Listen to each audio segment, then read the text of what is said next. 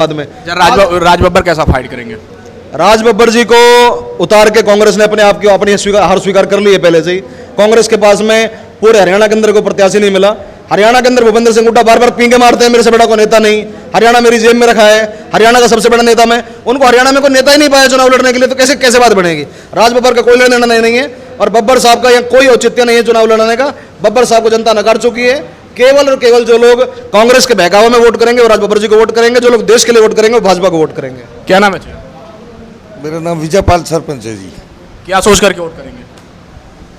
सबसे पहले तो जो ना हमारे यहाँ से जो भाजपा के प्रत्याशी हैं राविंदरजीत सिंह जी, वो सबसे एक नंबर के ईमानदार व्यक्ति हैं, जो कि इंडिया के टॉप 10 नेताओं में गिनती होती है उनकी, और एक क्वालिफाइड पढ़े लिखे व्यक्ति हैं वो, और अपने हल्के के लिए क्षेत्र के लिए काम के बारे में ऊपर तक वो अड़ते हैं।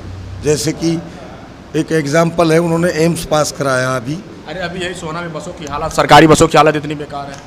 नहीं, बसों की हालत बेकार नहीं है, बसों की हालत ठीक है कुल मिला के, लेकिन ये हरियाणा गवर्नमेंट के अंडर आती हैं ये चीज़ें। नहीं, सरकार में तो बीजेपी भी राज्य में है, केंद्र में ये भी है, तो केंद्रीय मंत्री हैं, तो कोऑर्डिनेशन करके अपना व्यवस्था सही करा ही सकते हैं। सड़क एवं परिवहन मंत्रालय भी केंद्र के पास है, राज्य में भी इन्हीं के पास है। अब वो चीज़ें मतलब वो कोऑर्डिनेशन करके चलते हैं, और उन चीज़ों के लिए वो सीएम से भी जो बराबर संपर्क में रहते हैं। बराबर संपर्क में रहते हैं। हाँ। अभी कुछ दिन पहले हम बात करें तो जनता कह रही है कि क्षेत्र में रहते ही नहीं। नहीं, गलत कहती है जनता। आते हैं गाड़ी से अपने टीम के साथ और निकल जाते हैं। नहीं, गलत कहती है। जो लोग कह रहे हैं वो कांग्रेसी लोग हैं, वो वोटरों को बहकाने के लिए उनके ऊपर आरोप लगाते हैं, वरना जब भी हम उनको याद करते हैं वो हमारे बीच में रहते हैं। जब भी आप याद करते हैं आपके बीच में रहते हैं, बुलाने पर समय चले आते हैं। हाँ जी, हाँ जी। और जब हमको जरूरत पड़ती है तो हम उनके पास दिल्ली भी चले जाते हैं, रेवाड़ी भी चले जाते हैं, गुड़गांव में चले जाते हैं। कौन से ऐसे मुद्दे अभी वर्तमान में आप लोगों को दिखाई दे रहे हैं जिससे आप लोग चाहते हैं कि और आपके क्षेत्र का विकास हो?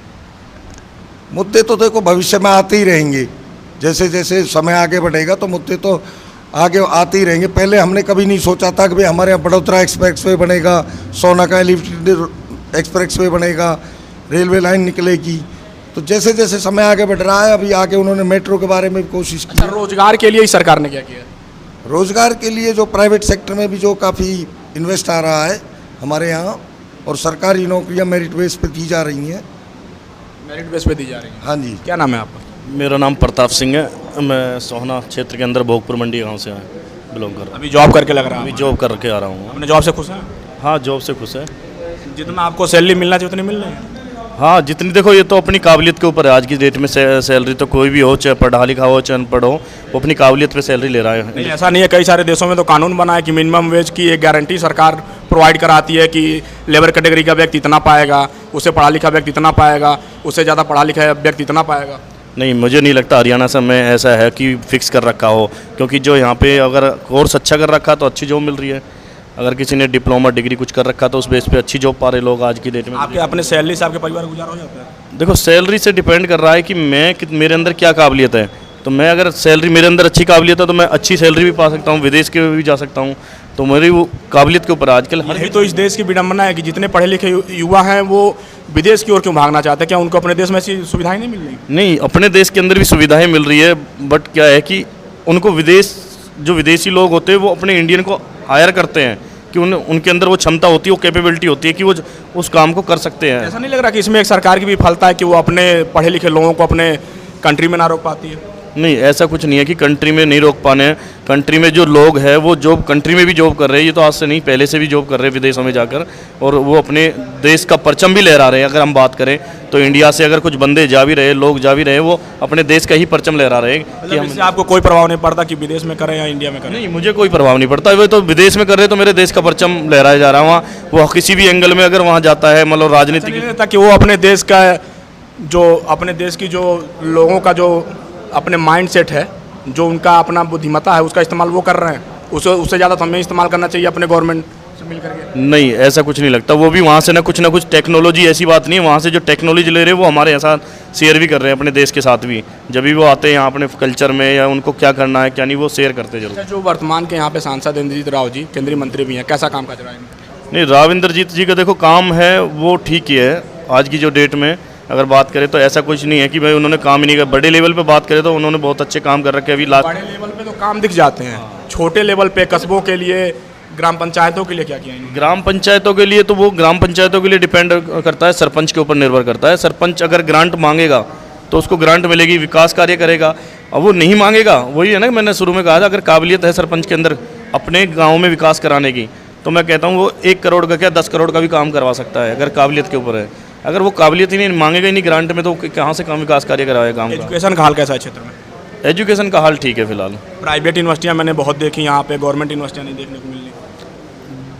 प्राइवेट यूनिवर्सिटी है सर, अगर गवर्नमेंट यूनिवर्सिटी की भी कहते हो तो सुनने में आ रहा है कि प्लान है उसका भी फ्यूचर में। प्लान है, लेकिन अभी MHRD से या स्टेट गवर्नमेंट से कोई परमिशन अभी कोई ऐसा नहीं है सर। नहीं है। तो आपको नहीं लगता कि इसके लिए आप लोगों को और जोर से आवाज़ उठाना चाहिए? सर जोर से आवाज़ उठा रहे हैं, और शायद ऊपर अगर ये बात रही तो उनके नेक्स्ट योजना में शायद वो भी हमारी पूरी हो जाए यहाँ। इस योजना में लग रहा है पूरी हो जाएगी। अच्छा, राज बब्बर कैसा फाइट करेंगे? सर राज बब्बर देखो हमने पहले सुना ही नहीं है, तो फिल्मों में देखा है, तो फिल्मों में की चीज़ है तो फिल्मों में रह जाएगी। हिस्ट्री भी चेक कर सकते हैं, इससे पहले वो कहीं से सांसद भी रहे हैं। कहीं से रहे पर अपने यहाँ से तो कहीं नहीं रहे। नहीं, यहाँ से तो नहीं अपने यहाँ से नहीं रहे तो फिर आम लोगों को कैसे जानेगा वो इंसान, या आम लोग उसको कैसे परखेंगे? तो वो तो वही है ना, हमने फिल्मों में देखा तो फिल्मों की तरह करेगा। ऐसा तो नहीं लग रहा है एंटी इनकम्बेंसी इस बार हावी रहेगी? नहीं सर, ऐसा कुछ नहीं है। देखो हम एक चीज़ को वोट कर रहे हैं, अगर घर का मुखिया स्ट्रांग है तो परिवार कहीं भी जाए तो स्ट्रांग बनने से वो परिवार को घर को चला सकता है। अच्छा, आपको क्या लगता है एजुकेशन में किस प्रकार का इस क्षेत्र में बदलाव होना चाहिए जिससे लोगों को और अच्छे से रोजगार प्राप्त करने में? सर एजुकेशन के बदलाव के लिए तो यही है कि आप जैसे मल्टी स्किल यूनिवर्सिटीज अगर खुलनी चाहिए, जैसे वोकेशनल कोर्स टाइप में, कि उसके पढ़ाई के साथ भी, जैसे अभी हमारे लास्ट टाइम एक मोदी सरकार ने खोला है दूधौला में विश्वकर्मा यूनिवर्सिटी, जिसमें क्या है कि वोकेशनल कोर्स है, पढ़ाई भी और उसमें अपना जो रोजगार काम करने का, हाथों से काम करता है बंदा, और उसके 6 महीने पढ़ाई और 6 महीने वर्क करता है, जिससे कि उसको ग्रोथ भी जल्दी हो जाती है और एक्सपीरियंस भी हो जाता है, और कंपनी में उसको जो जॉब भी मिल रही है आज की डेट में, प्रेजेंट में। स्टार्टअप को लेकर के इस सरकार ने इस क्षेत्र में आपके सांसद ने क्या किया?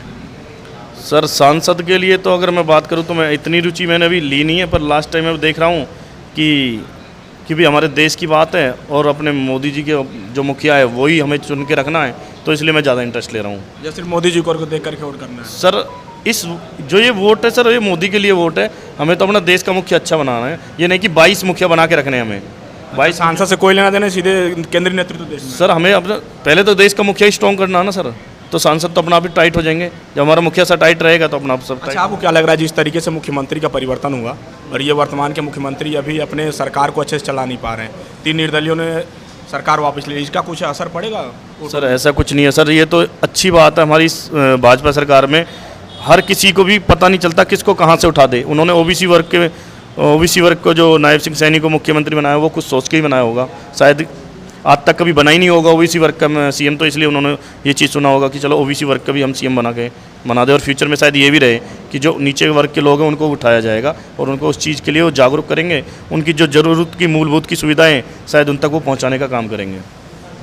ये देखा आपने इस कार्यालय के लोगों का मूड,